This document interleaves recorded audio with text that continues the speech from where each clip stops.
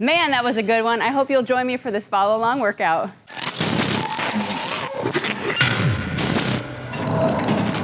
Hey, it's Coach Becky. Let's do this full body workout. Let's grab those kettlebells and those sliders. And hey, if you need a set of sliders, check out that pinned comment down below because we've got some for you for free. All right, let's do this.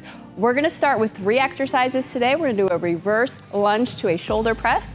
We're gonna do a side lunge to a row, and then we're gonna head to the floor for a glute bridge with a pullover.